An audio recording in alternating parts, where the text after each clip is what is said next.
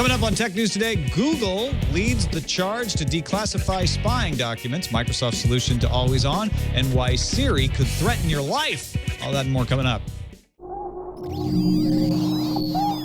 Netcasts you love. From people you trust.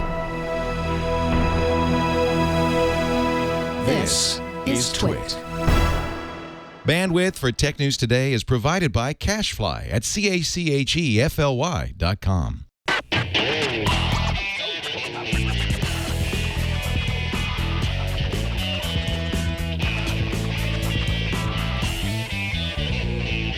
This is Tech News Today for Wednesday, June 12th, 2013. Tech News Today is brought to you by Ring Central. We do everything in the cloud. That's why we love our cloud-based phone system by Ring Central. Zero startup costs, and Ring Central is $20 a month per user. Try it now with a 30-day risk-free trial. Buy one desk phone, get a second phone free up to 20 phones. Call 800-543-9980 or visit ringcentral.com and use our promo code TWIT. And by Squarespace, the all-in-one platform that makes it fast and easy to create a professional website, blog, portfolio, or online store. For a free trial and 10% off your first purchase on new accounts, go to squarespace.com and use offer code TNT6. And by Tonx Coffee. Tonx offers a bi-weekly subscription. Tonx sources their beans directly from the growers. They're roasted and shipped within 24 hours, giving you the freshest coffee beans in the world. For a free sample, visit tonx.org/TNT. That's tonx.org/TNT. Welcome to Tech News Today. I'm Tom Merritt. I'm Sarah Lane. I'm Ouya E3. And I'm Jason Howell. And this is the show we keep you up to date, the most important stories in the tech world. Put them in context for you, starting with the top 10 of the day. We call it Fused News. We do. Sometimes. Never call it that. Google's chief legal officer, David Drummond, sent an open letter to Attorney General Eric Holder of the United States, requesting that a gag order on information regarding FISA requests be lifted. Those are the secret court-ordered data requests. Microsoft and Facebook responded with public requests of their own, and Twitter's general counsel posted his support for that request on, well, you guessed it, Twitter. Google also told Wired that Google delivers information to the U.S. government using secure FTP, not special hardware or direct server access. Nokia Lumia PureView Who? Samsung announced its next Galaxy S4 handset, which has a digital camera attached, but not just any old camera. The Galaxy S4 Zoom has a 10x optical zoom lens on the back, a 16-megapixel CMOS sensor, an optical image stabilizer, and a xenon flash. So basically, Samsung is kind of trying to outdo Nokia, where Nokia shines the best with fancy cameras on phones, like handling low light photography and extra steady video. If you're squeamish, look away. You're about to see some graphic images of Google Glass torn apart. Star Simpson and Scott Torberg tore apart a Google Glass device and found a 570 milliamp hour single-cell lithium polymer battery in there. It's horrible. I know. The duo also found that glass wasn't that hard to take apart, and they managed to put it back together in working condition. No one will be seated during the teardown of the MacBook Air. Don Matrick, president of the Interactive Entertainment Business Division at Microsoft, told Jeff Cayley from Game Trailers, quote, "Fortunately, we have a product for people who aren't able to get some form of connectivity. It's called the Xbox 360. Microsoft requires Xbox One to ping an internet server once every 24 hours. Sony announced that the PS4 will not require an internet connection. Almost 3 years after Palm sold to Hewlett-Packard, Palm's former chief executive, John Rubinstein, is regretting the deal, calling it a waste. In an interview with Fierce Wireless and asked if there was something he might have done differently with WebOS, he said if he had known then what he knows now, it's unlikely he would have agreed to a deal. Quote, "Talk about a waste," said Rubinstein. "If we had known they were just going to shut it down and never really give it a chance to flourish, what would have been the point of selling the company?" To make money. Pandora has long claimed that the royalty rates it pays for music were far too high and that terrestrial radio has enjoyed preferential rates. So, Pandora just went out and bought KXMZ-FM, a terrestrial radio station in Rapid City, South Dakota. By purchasing one single radio station, Pandora should be able to qualify for lower rates. The cost savings to Pandora will be worth less than 1% of its revenue compared to its current rate. Your husband's secret Gossip Girl addiction will no longer pollute your Netflix recommendations for hardcore horror films. Good news, everybody. Netflix Vice President of Product Innovation Todd Yellen confirmed at E3 that Netflix will launch separate profiles for people sharing one account this summer, giving each person customized recommendations. 3D television may be dead in the water. ESPN, which is one of the first major programmers to embrace 3D, plans to discontinue specialized ESPN 3D channel by the end of this year. A spokesperson told The Verge, "Nobody knows more about sports in 3D than ESPN, and we will be ready to provide the service to fans if or when 3D does take off. Until then, the network is focused on another TV trend, 4K." Paul Miller recently returned to the internet and has a feature on The Verge about the Virtuix Omni. The Omni is a virtual reality platform that attempts to allow you to run around while staying in one place and play a video game. It consists of a plastic crater-like base and a waist-high ring harness. The demo was paired with the Oculus Rift for full virtual awesomeness. The rig is very much a prototype, but they hope to bring it to retail in 2014 for around $499 to $599. Oh, and speaking of the Oculus Rift, the 720p VR headset was showing off a 1080p version. So it went from 720 to 1080 is what I'm trying to say at E3. This is the first time they've demoed that kit at that resolution. A company called iSight says it's developed software that will allow people to control devices with gestures using existing standard cameras. A demo video provided by the company shows a person controlling Google Earth using a laptop with in-air gestures recognized by that laptop's camera. The iSight platform is currently limited to a developer SDK. This episode of Tech News Today brought to you by Ring Central. When Twit built the studio, we chose to do as much as we could through the cloud. We store our documents there. We hold meetings there. And we did not want that old-fashioned PBX system in the basement. If you don't know what it is, don't bother. Our Russell, our IT guy, was like, don't forget about that stuff. Get Ring Central. Zero startup costs, no hardware to install or maintain in the basement, no PBX stuff. Ring Central allows us to easily customize all of our call handling. We can get our voicemail and email, get fax messages right on our smartphone, and now they have a new feature, Business SMS. You could send text messages to customers in college from your business phone number. No more using your personal number for that. It's awesome. Ring Central offers all-inclusive pricing as low as $20 a month per user, and you don't have to wait. You can start right now with a 30-day risk-free trial, and they have a special offer for our listeners. Check this out. When you buy one desk phone, you get a second phone free, up to 20 phones. That's 2 times the phones for the price of one. So call this number designated for our listeners, 800-543-9980. That's 800-543-9980. Once again, 800-543-9980. Or if you're like, wait a minute, I'm a web person, go to ringcentral.com and use promo code TWIT. That's ringcentral.com, promo code TWIT. We thank Ring Central for their support of Tech News Today. Joining us now to discuss the stories of the day, very happy to have Lamar Wilson, host of This Week in YouTube. Welcome back to the show. How are you? I'm Thank good, you. man. How are you? I'm doing well. My feet are mad at me because of E3 yesterday. Yeah. So they won't let me walk. I'm surprised you still have feet after walking around that. Oh boy. Yeah, that's incredible. Well, let's start off with something that is much less fun than hurting feet. Even the Justice Department. And we heard in the news fuse that Google sent an open letter to the Attorney General of the United States, Eric Holder, saying, please consider allowing us to talk in general, in aggregate, about the number of requests we get from FISC. That's the Secret Foreign Intelligence Court. Microsoft followed suit, said the government should take action to allow companies to provide additional transparency. Facebook's general counsel, Ted Ouya, weighed in, saying, please allow companies to include information about the size and scope of national security requests we receive. We look forward to publishing a report that includes that information. Twitter general counsel Alex McElvray, apologies, Alex, if I mispronounced, posted a support for transparency on Twitter. And 8 senators introduced legislation asking to declassify the opinions from the court, which is a much bigger deal. And of course, we mentioned Google told Wired, we use secure FTP. The U.S. government does not have the ability to pull data directly from our servers or our network. Where do you think this is all going? We've got the tech companies starting to push, saying, let's bring a little light, shed a little light on this process. We still have people concerned and sometimes confused about what data is actually pulled in what manner, but the FTP thing seems to make perfect sense to me. Lamar, what do you make of all of this?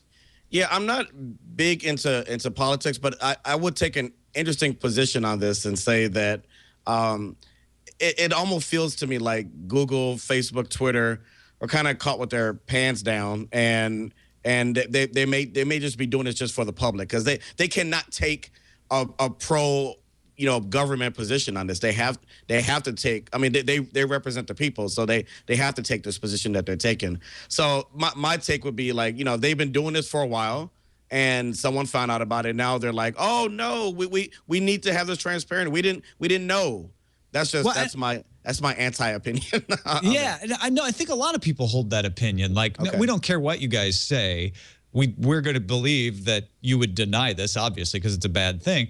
And I think that's what Google's trying to say. And I'm not even saying you're wrong here, Lamar, but I think what Google's trying to say is if you let us give a little more information, we're not even allowed to talk about the thing in general. If you read the open letter, it very carefully doesn't refer to anything like Prism. It just says, if there are certain requests, we'd like to make them public. And I think what Google's saying is if you see that, like, okay, here are the number of requests we got under FISA through FISC, the court, and it's like 5, you're gonna you'll be like, oh, if that's all there is. But I don't know. I mean, maybe people won't even trust that that's a true number. Ayaz, what do you think? Yeah. I think I sometimes agree with the cynical idea that Google's pushing back just to get the PR on its side, get the people believing in them, because Google at the end of the day wants data from you. And if you don't trust Google, you're not going to hand over that data. But then again, Google has a pretty good track record of kind of pushing back against the government. And the thing about Google is that they are gigantic with lots of resources, lots of lawyers, and they have the ability to withstand an attack from the DOJ. They've been investigated by tons of different commissions in the EU and the U.S. So they have the ability to say something to the government without getting quieted right away. And the other thing is, if you want to do that old joke that the government, if the government's got nothing to hide, why bother censoring all this stuff in the first place? Well, I got an answer to that. They don't want the bad guys to know that they're after them until after they caught them. So they do have something to hide, but I think they have a justification for wanting to hide that. The raw numbers stuff shouldn't cause any issues, but that's similar to how Google has had this transparency when it comes to DMCA, takedown notices. Having this data up there won't necessarily cause any issues. I'm sure the government would be able to redact certain information, but just having the sheer number of requests doesn't seem like that would compromise any security. I mean, it seems like a lot of these companies, they're in a weird position now because Google's saying, listen, I mean, when the government is asking for certain information, we're required to comply. But again, yes, this is going through FTP transfer. They're not just getting a huge fire hose of whatever data that they want. And because the story has gotten so much attention and people in many cases are really freaked out and trying to understand exactly what's going on, because the companies can't be honest about what's going on, at the very least, they don't want it to seem, we've got David Drummond here saying that there are claims being made about what Google's providing the government that just isn't true. So if people know as much as they know, then we would at least want to be a little bit more transparent about what we're sharing. And I understand that. I mean, yeah, they're trying to put a PR spin on this, but it's like, this is the reality of what's going on. So Google doesn't want the public to think worse of the company than they need to. I actually believe that the companies are trying to provide responsible amounts of information. They're trying to say, look, let's be as transparent as is safe to be when you're trying to stop criminals. On the other hand, I don't think anyone else is going to believe that. Do any of you guys think that there's a way out of this that gets the public trust back, or is this just kind of ruined it over the years? The public trust in the companies or in the government? Either one. I don't think so. I think it's not as if, it's like what is, okay, let's use Google just as the example. What is Google's option to get me to trust them? Just stop complying with the government? I mean, that's not an option. So yeah, I guess to answer your question, Tom, it's like, no, not really. Yeah, I don't know. I mean, maybe they could. Twitter has been left out of this because they don't have a system set up the way Google has. They've resisted that, and a lot of people have given them points for that. But I don't know, once you've set up the system, if you can pull out of it, Yeah, I think the only thing that's going to make this go away in the public's mind is time. People forget things very quickly. And so maybe they just wait this out, and the government will just continue to do what they are going to do, and we'll move on with our lives. That's just kind of how we are in this society. Yeah, it's sadly that's a good point, Lamar. That is also probably of solace to Don Matrick right now, based after what he said in an interview yesterday. Yeah, so in an interview with Jeff Keighley, a journalist at Game Trailers, Xbox chief, Don Matrick was asked about Xbox One's need to be connected online, as you heard in the news views. He said, quote, and these are quotes here, "Fortunately, we have a product for people who aren't able to get some form of connectivity. It's called the Xbox 360. He then explained the case of a particular offline gamer. This is a quote again. "Well, if you have zero access to the internet, that is an offline device. I mean, seriously, when I read the blogs and thought about who's really the most impacted, there was a person who said, hey, I'm on a nuclear sub, and I don't even know what it means to be on a nuclear sub, but I've got to imagine it's not easy to get an internet connection." End quote. Lamar, does Matrick have a point, considering Microsoft they will support the 360 for years to come, or does somebody at Microsoft need to get muzzles on the Xbox team now? They're too big. They need to just stop talking, because this was just an a-hole comment. It just was. You just, if you just read it in a cynical way, yeah, for you other people who can't afford internet, you can just buy our old product. It's like it's very insulting to the public. They need to stop talking, stop making things worse. They're already in trouble for the fact that this is even happening. So shut up, Microsoft. Tom, on the fun point about this whole this quote is the fact that this was a video interview that was published all over the internet. It's not like it was taken out of context. There's a lot of context in this situation. Is there anything Microsoft can do to backtrack this or spin this in any positive way? No, I think actually the best policy for Microsoft is just hope it goes away. Just let it burn itself out, because Matrick's not wrong. My guess is after a day at E3, which, as Lamar pointed out, is very hard on a person. And you imagine constantly being asked by every reporter, like, so why did Microsoft screw this up? How did you lose this to Sony? Why are you doing this horrible stuff to your customers? When did you start hating your customers? He finally gets to the point where he's like, look, fine, you don't have an internet connection, use a freaking Xbox 360, okay? And he didn't go that wasn't crazy the tone. with it. No, exactly not. You can watch the video and see he's very reasonable about it. But I think a little part of him snapped that, like, oh, God, I'm so tired of this. The Xbox 360 is our option for those people. Think about the nuclear subs is a little bit crazy, though, I got to say. I mean, I've read this quote a few times, and I'm like, I don't really know what point he's making. He went a little sideways on that. Yeah. But I mean, is it really the worst thing in the world? You've got people in the chat room just being like, oh, Microsoft, I can't believe, there'll be no way to spin yourselves out of this. I mean, he's pointing to another product that Microsoft makes. That's what they do. The scary thing right? is if this is what Microsoft thinks an offline gamer is, it's somebody who is located in a submarine, they might be wrong. There's a chance that maybe you're not in a sub and you're playing a video game. And Engadget's editor Tim Stevens on Twitter said, it's with cocky rhetoric like this that Microsoft will lose this console generation, just like Sony lost the last. That's pretty strong words when it comes to that. Sarah, do you agree with Tim's assessment? I don't know that I do. I don't think Microsoft is in danger of losing the console generation, at least not right now. I think that okay, yeah, sure. You look at Microsoft versus Sony, and you go, oh, Sony had a really cool announcement, and now Microsoft executives are saying some dumb stuff. But I don't think the Xbox One is not going to be well liked. I think this is all a little silly. I think Microsoft lost the PR war definitively at E3. Absolutely. And beyond that, I think there's some great things about the Xbox that'll come back into light once this all dies down a little bit. I think Sony will have a stronger holiday season than Microsoft, but the war is far from over. The backlash, I think, will die down. Tommy, right?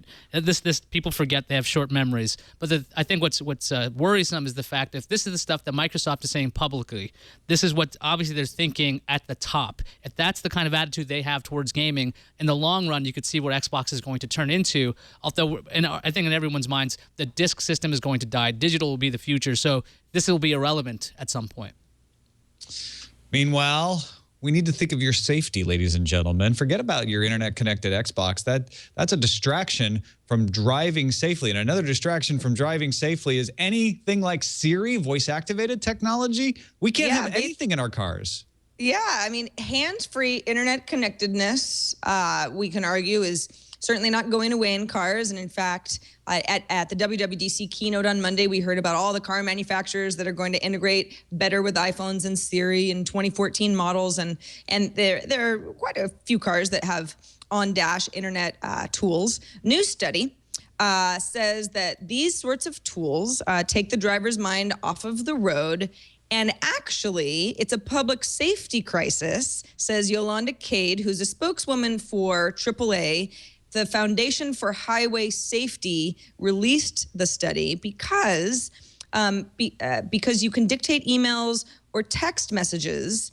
The brain is so taxed interacting with the system that when you have your hands on the wheel and your eyes on the road, your reaction time and your ability to process what's happening are impaired. Now, David Strayer, who is a neuroscientist at the University of Utah and has been looking at sort of the attention space in driver behavior, he led the research. He says when you talk on a phone while driving, you create the same level of crash risk as somebody with a 0.08 blood alcohol level. We've sort of heard these comparisons before, which sounds really scary.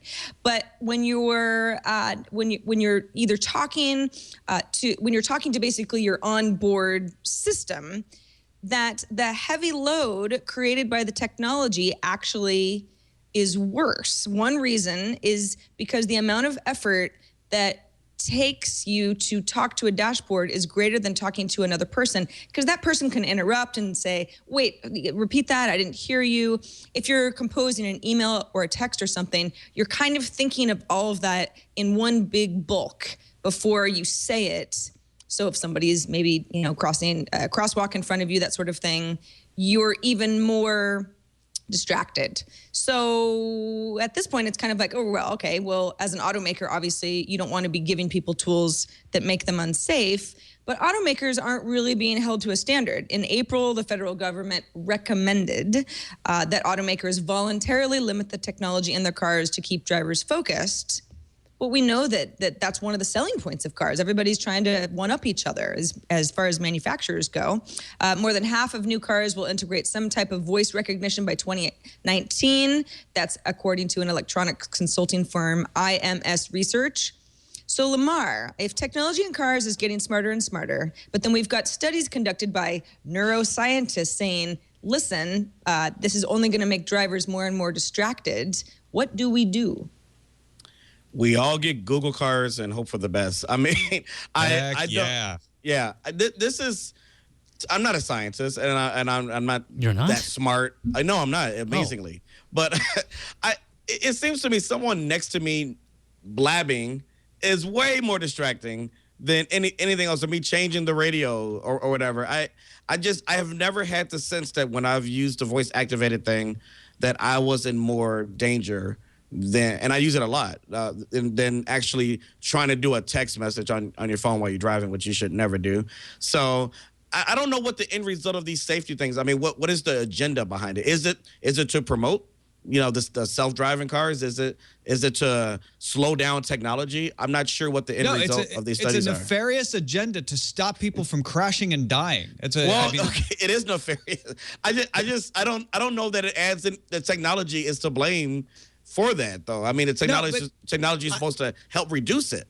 We always get this reaction from people, and I'm glad you said it, Lamar. That's like, I think it's just as distraction to have kids in the back seat or some weird thing on the radio or whatever.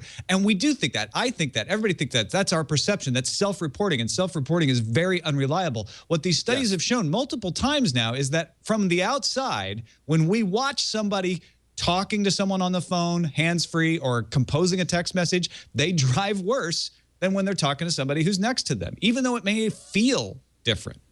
Okay. Mm-hmm. And also, it's interesting, Lamar, that you say, I really don't feel like I'm distracted.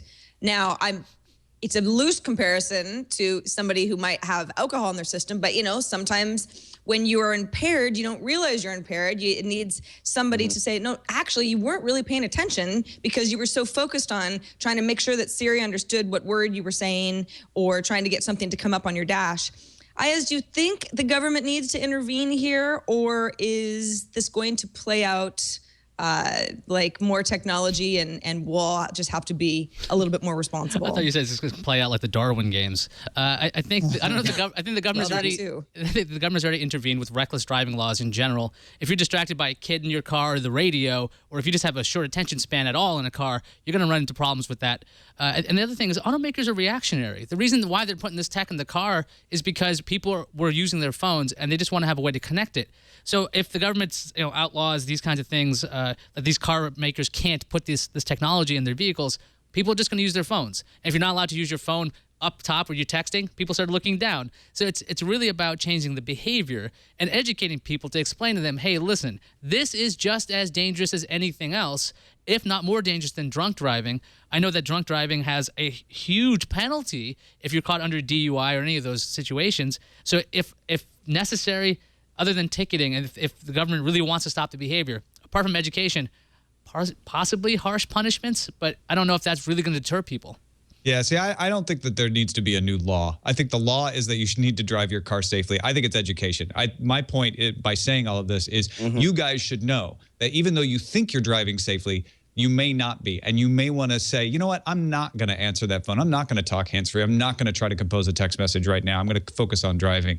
My point isn't to say we need to pass more and more and more laws. It's that you need to take responsibility for driving safely. And when I say you, I include myself there as well. Let's take a quick break and thank our sponsor, Squarespace.com, the all-in-one platform that makes it fast and easy to create a professional website, blog, portfolio, or online store. I use it myself for Sword and Laser. I use it for my books website. It's a great way to make a professional-looking website quickly.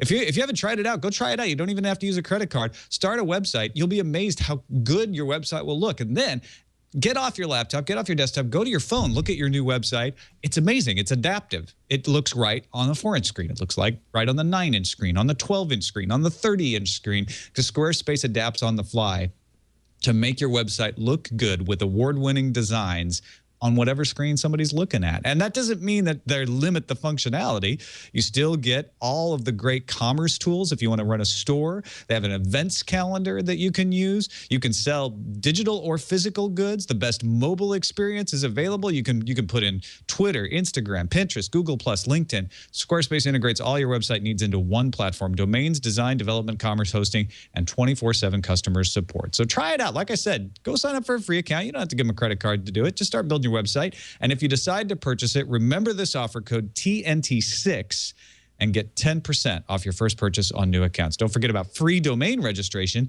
if you pay for the annual plan.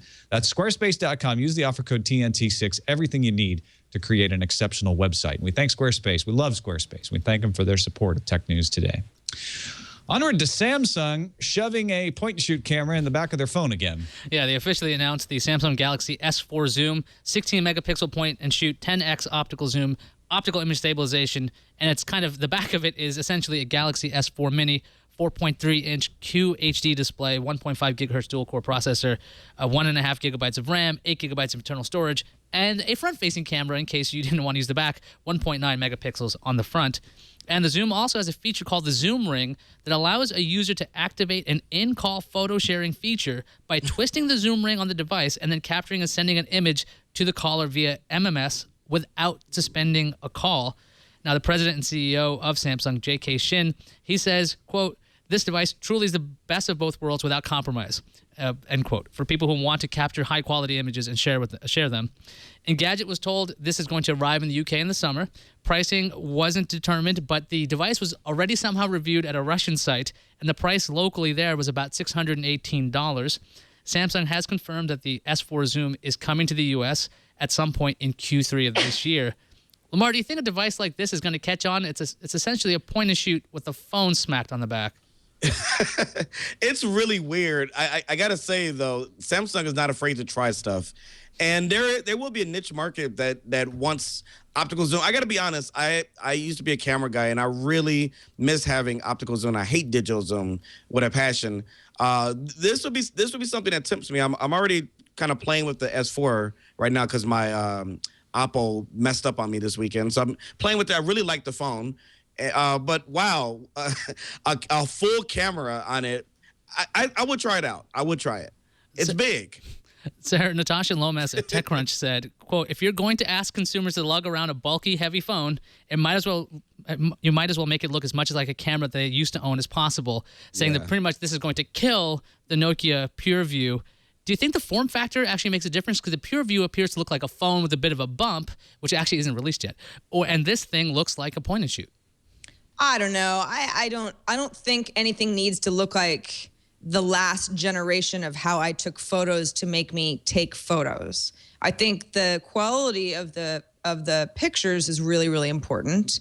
But I also feel like so many of us have been used to, over the last, 10 years or so, it's like the pictures we have been able to take on our phones just keeps getting better. Some companies are more ahead than others, but it's like once upon a time we took horrible pictures with our phones, and now we're taking pretty good pictures with our phones. Huge businesses are being sold for $1 billion because of camera phone photos, and those continue to incrementally get better. So I don't really think it matters what the phone looks like. It needs to be a camera that does a bunch of other things, period. Tom, is this going to save the point-and-shoot industry by smacking Android into there? Other competitors have tried this. Samsung, obviously, as Lamar mentioned, basically makes everything for everybody, so this seems up their alley. I swear I saw this phone at CES in like 2007. I know I saw a similar phone. I'm pretty sure it was from Samsung, and I think it was more like a 10-megapixel camera, which was outrageous back then. But I've definitely seen this attempt to say, hey, we're putting the point-and-shoot camera in the back of a phone over and over, and it always gets big headlines because people are like, oh, look at that, that's cool. And I'm pretty certain I've never seen an optical zoom quite this advanced pushed into a phone. But I agree with Sarah. I think that this is not something that most people are going to care about, because if they really care about photography, they're going to get a DSLR or a mirrorless camera or something that they're good at taking pictures, and the rest of us are just like, why would I don't know. I just want a camera in my phone. Don't your really Instagram photos could look spectacular, Tom, if you bother to take photos. I'm totally the wrong person to ask to, because I don't even use filters on my Instagram photos. I think this is an interesting idea to try to save the point and shoot. Samsung trying everything. When Nokia is going to do they're trying to hang their hat on their cameras. I think that it used to be a joke, like Sarah was saying. You would take a camera phone photo, and it's called camera phones then. You don't even think about that anymore. This kind of operating system, I think, is really beneficial to people who are afraid of taking photos, because the UI on DSLRs and on more advanced cameras are not necessarily as friendly as the smartphone operating systems that people are used to. So if you don't like it, you just switch the app, and there you go. You still have that same lens on it. So maybe this will help people get into the DSLR world, or actually maybe it'll make Android, which I think originally was designed for cameras, it might become more prevalent, true, right? prevalent on cameras. All right, we'll wait and see. Hopefully, this will not be a flop for Samsung. I say backhandedly. Let's talk about Pandora's clever way around music licensing rules. Yeah, a little bit of an ASCAP smackdown here. So Christopher Harrison, who's the assistant general counsel at Pandora, penned a post at thehill.com explaining why Pandora bought KXMZ, that's an FM terrestrial radio station broadcast out of Rapid City, South Dakota. You might say horrible call letters. I'm so sorry for them. I know. I really had to I was like KX. All right. KXMZ FM on your dial. So you might say, well, why would Pandora do that? Isn't Pandora about internet radio and, the modern version of radio? Here's what happens, and we've talked about this at length. Pandora pays 2 royalty streams, which means that they end up paying out a lot more than is sustainable for a business. Sound recordings, that's the bulk of what they have to pay. And then publishing rights. By buying a terrestrial station, Pandora enjoys better rates on those publishing rights. Now, those rates are not going to save Pandora a whole lot of money. CNET notes that's about less than 1% of its revenue versus the rates that it's currently paying. So if you look at what they had to pay out last year, this would equate to less than about $5 million in savings annually for a company like Pandora. That's not a ton, but this all stems from a settlement in 2012 between ASCAP, which is the entity that reps many, many publishers, and a variety of radio operators. Now, the ASCAP ended up giving lower rates to Pandora competitors, for example, iHeartRadio, which is owned by Clear Channel. And really, as Pandora explains, the only reason that that Pandora and iHeartRadio were treated differently is because Clear Channel owns terrestrial radio stations. Pandora said, oh, okay, well, if that's all it takes, we will then buy a terrestrial radio station, and you will at least have to put us in the same category as iHeartRadio, as a Clear Channel entity. You know, Pandora argues, of course, that they're treated unfairly. ASCAP argues that Pandora is trying to get around royalty rates and not play well with the system as it is in place. Pandora says, and Harrison's post, of course, this is Pandora's, it's coming from their side, but it's really, really interesting. They said, as far as this whole 2012 shakeup, they said a major publisher had withdrawn media rights from ASCAP. It was forcing Pandora to negotiate a direct agreement. But Pandora was not allowed to know the list of tracks that were going to be pulled ahead of time. So they said basically this was a shakedown. We were forced to enter into an agreement where we were paying more because we didn't really know how bad it was going to be for ourselves. They said that they would have had to pay a copyright infringement liability of up to $150,000 per work. They said at our scale, that liability, could have crippled them. Pandora is also suing ASCAP for discrimination and anti-competitive tactics. They also lobbied Congress to pass an Internet Radio Fairness Act last year. It doesn't seem to be going too far. But Lamar, when I read this, I was sort of like, pretty sneaky on Pandora's part. But this is absolutely within their legal rights. Mm-hmm. Do you think that this is sort of they're not saving that much money? Is it just sort of a way to bring awareness to unfairness in the music industry? I think it's awareness, and I have love for Pandora. Back when I had my Palm Pre, yes, I owned one, and I had Pandora on there, and it's just really sad. I believe, and Tom, correct me if I'm wrong, or Sarah, that it used to be back in the day that the radio stations would pay you to get songs on. It seems like it's completely backwards now. And these poor Pandora, I mean, they're just trying to provide a service, and these publishers, greedy publishers, are saying, oh, you're taking money from our songwriters and composers, where they're the ones actually holding back the money. Pandora is just providing a small service to a small subset of people. And I think it's unfortunate. I think this is going to bring awareness. I think more people are going to rally behind services like this. Internet radio is not going anywhere. These publishers need to get into this century and get with it, and just leave Pandora alone. I'm just like leave Britney alone, but Pandora. Yeah, well, you're right. There were big payola scandals in the 50s because record companies were paying radio stations to play their records. In fact, radio has only ever had to pay the publishers, which is what's at stake here.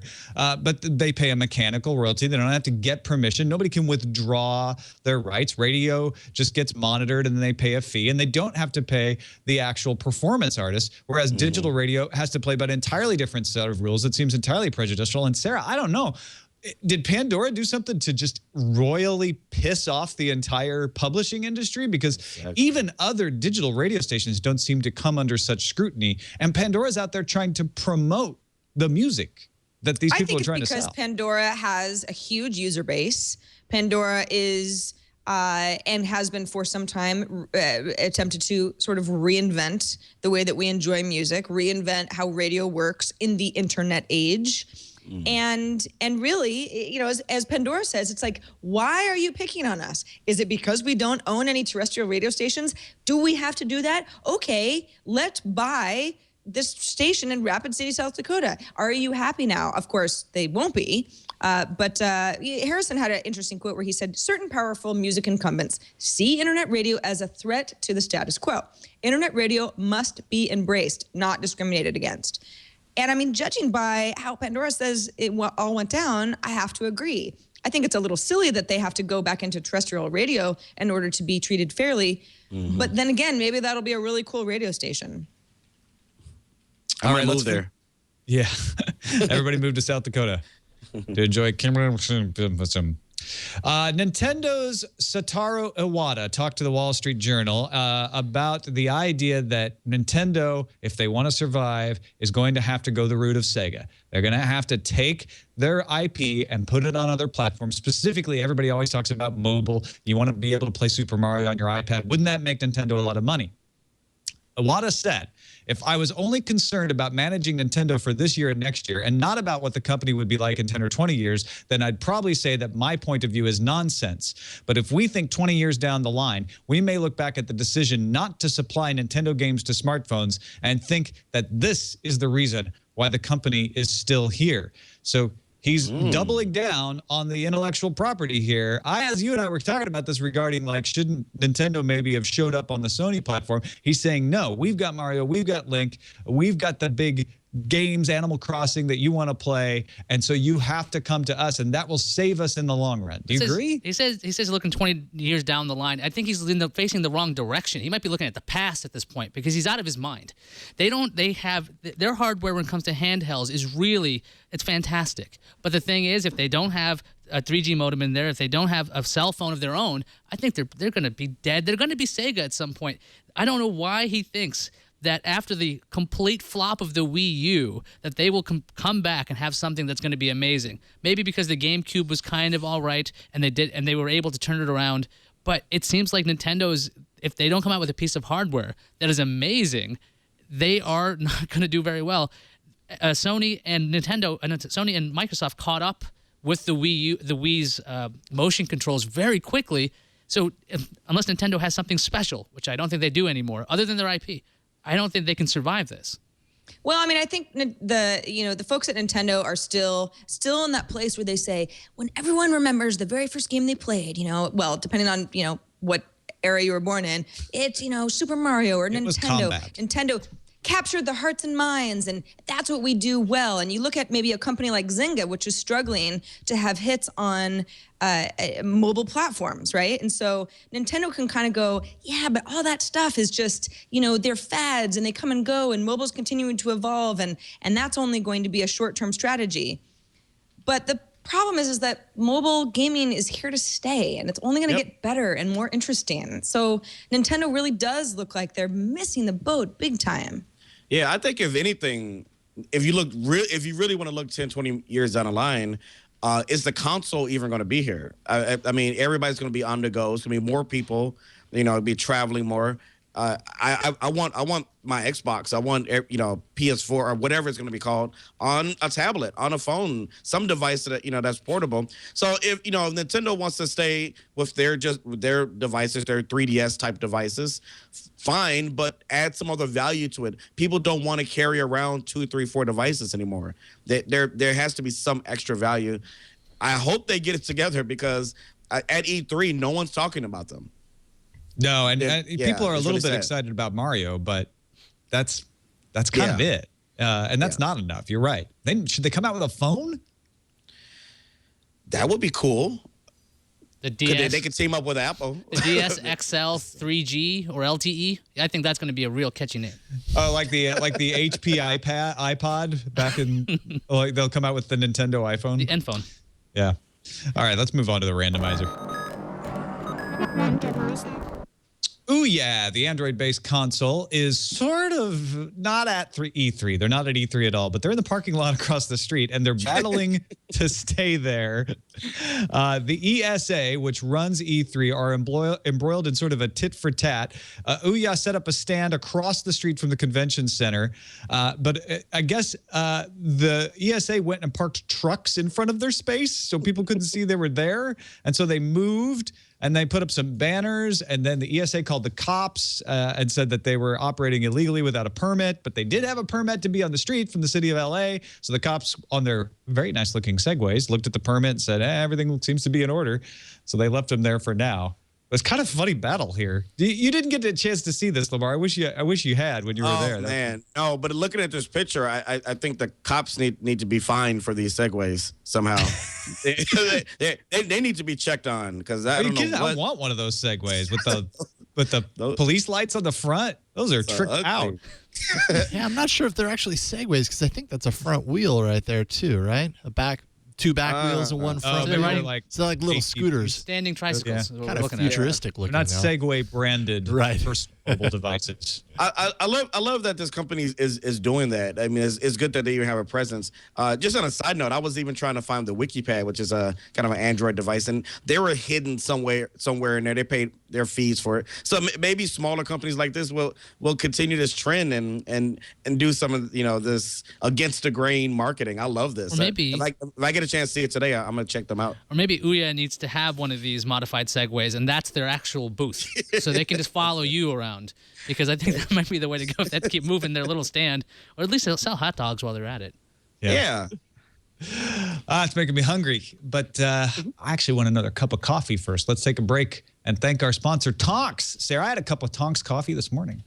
Did you, Tom? And did you enjoy it? It was quite tasty. I will say, even though they're paying us to say nice things about them, I'll say that if they didn't pay me to say it, because it was good. Well, the reason it's good is because Tonx believes in very good beans, the right beans, quality, fresh, roasted beans. If you're not familiar with the Tonx model, it's really awesome. Tonx sources their beans directly from growers around the world. Then they roast those beans, and then they ship those freshly roasted beans to you within 24 hours of roasting so that when it gets to you, it's the freshest possible. I mean, a lot of people think you got to go to like an expensive coffee shop and buy a $4.50 cup of coffee in order to have really good coffee, but that's just simply not true. It's about getting good beans that are nice and fresh. The way that Tonx works is you get a bi-monthly subscription shipment directly to your house or wherever you want Tonx to ship to. And then you'd never run out of beans. I mean, depending on how much coffee you drink. I mean, it's absolutely perfect. Tonx offers plenty of help on best brewing methods and equipment as well. If you check out their website, you can tell that the team is really, really into this. And it's also just a lot more affordable. If you're going to a cafe because you feel like you can't make good coffee or it seems somehow better, you're going to end up spending a lot more money than a lot more of an affordable model going through Tonx. Homebrewed coffee can be just as good as your favorite cafe. And, maybe you don't like coffee. Maybe you're like, this is not for me. We all know somebody who absolutely loves coffee. Maybe they have a birthday coming up or some sort of anniversary. Give them Tonx coffee as a gift. The guys who work at Tonx, guys and gals, are fanatical about delivering the best beans in the world. Subscription only, and they're offering a free sample to our listeners and viewers. If you would like some free coffee to check it out, visit tonx.org/TNT. Get for yourself or sign up somebody else as a nice little gift, somebody who appreciates being awake in the mornings. It's really nice. And for Father's Day, by the way, speaking of special occasions, they have a special offer. If you buy a subscription for your dad, Tonx will include an AeroPress. Are you kidding me? That's awesome. Very easy to use, makes good coffee. In fact, people swear by the AeroPress. These normally retail for about $30. So not only will dad get a nice Tonx subscription, but he'll get an AeroPress and he will think you are the best son or daughter ever. Unique gift for dad. And, show them that you care because you want dad to not sleep all day. Tonx.org/TNT. And thanks to Tonx for sponsoring this episode of Tech News Today. Wake up, Dad. All right, let's Hey, see Dad, wake up. I love you. what's on the calendar. Well, our long national nightmare is over because the Steve Jobs biopic, Jobs, the one with a lowercase j starring Ashton Kutcher, is going to come to theaters in the U.S. on August 16th. There you go. Already in line. Our movie awaits us. Let's see what's incoming. Incoming message. Brandon gave us a voicemail with an idea of how to do-it-yourself luggage track. Hey guys, I was just listening to a Monday show, and in reference to that baggage search or baggage finding device, the luggage tracking, essentially, my solution to that for the past year or so has been my iPod Touch with a Freedom Pop case on it, and I just find my iPhone if I have lost my luggage, and it's worked actually a couple of times when American Airlines has lost my luggage. And this also works on your car if you forgot where you parked it or God forbid it's been stolen. And also works on your grandparents or kids if you forgot where you put them or God forbid they've been stolen. Love the show. Keep up the great work and keep on listening. Thanks. Woohoo! Yeah. Okay, there's some limitations to that, right? But that's kind of a nifty way to do it. I'm sorry that he has to track his bags that often. At least it works. Yeah, really. That's kind of horrible. I mean, tracking your grandma though, that's it's interesting. Can be necessary. We got an email from Alan whose point I totally stole during our video game discussion. Sorry, Alan. Sony's position on used games is really astute, I think, because they realize that disc-based games will diminish over time in favor of downloaded games and online gaming. Even if they perceive some revenue loss due to used game trading and game sharing and rentals, they know that the loss will decrease over time as gaming moves away from discs. Great point, Alan, because I agree with you completely, obviously. Yeah, there you go. Just attributing it to Alan. Sorry, Alan. Got an email from Tim who says, I was listening to today's show. I guess that was yesterday. And I wanted to weigh in with my thoughts on the new Mac Pro. I'm a recording studio engineer in Glendale, California, and our facility works exclusively on Mac Pros for our workstations. We have to use PCIe cards for the Avid Pro Tools HD audio system, using outboard expansion cards connecting over Thunderbolt. It's something that a lot of people in my industry have been doing for almost a year now for using Pro Tools HD on MacBook Pros, especially for field recording. Says, I appreciate its small size. I don't really care about the look. Our 9 computers are up for a refresh and we'll be buying them just for the specs. For most professionals that aren't self-employed, I assume this is probably the case. We say that a lot, that Apple designs for 80% of users, but I think this is a case where Apple is designing for 80% of pros. Not sure about the physical design, but the power behind it is impressive. Excellent point. Thanks for sharing, Tim. That's cool. You know, don't really care if it has to go in a wine rack or not, as long as the specs inside work. Couple of notes here. First of all, Joe Cool on Twitter pointed out that on the game trailers video of the interview with Matrix from Xbox, they note that they recorded it before the Microsoft press conference. Before the Sony press conference, before a lot of the backlash started against Xbox. There was a little backlash already. So my theory that it was after a long day of defending himself, probably not as apt in that case. Also, Ayaz just pointed out Facebook's hashtags have become clickable. Now, we talked about them launching hashtags, and now I guess they've actually launched them. So there you go. Yay. That is it for this episode of Tech News Today. Lamar Wilson, thank you for joining us, my friend. Thank you for having me. Always a pleasure to be on the show. Tell folks what you're up to, where they can find what you do on the internet. All about This Week in YouTube, obviously. Yeah, we Chad Johnson and I are doing This Week in YouTube, talking about latest YouTube news, showing a couple of videos, always having a YouTube guest, sometimes celebrity, sometimes not, because I'm not a celebrity, and I'm always on there. So you can check that show out. We were actually going to be adjusting the time a little bit, so stay tuned for some news on that. And I'm always on YouTube talking tech in a funny way or other topics, and you can find that at youtube.com/Lamar Wilson. So thanks so much. Excellent. Thanks, man. Right. Good to see you again. Thanks, everybody who submits in our subreddit, technewstoday.reddit.com. That's where you can submit stories and vote on them. Don't forget about our Hangout. If you're watching this live or before 4:30 p.m. Pacific on Wednesday, go to live.twit.tv and hang out with us as we talk about Tech News Today. Just kind of chat with the chat room about the show, what you like about it, what maybe new ideas, stuff like that. And also find us on the web, twit.tv/TNT. Email us, tnt@twit.tv, or give us a call. Leave us a voicemail, 260-TNT Show. We'll be back tomorrow with Donald Bell from CNET as our guest. We'll see you then.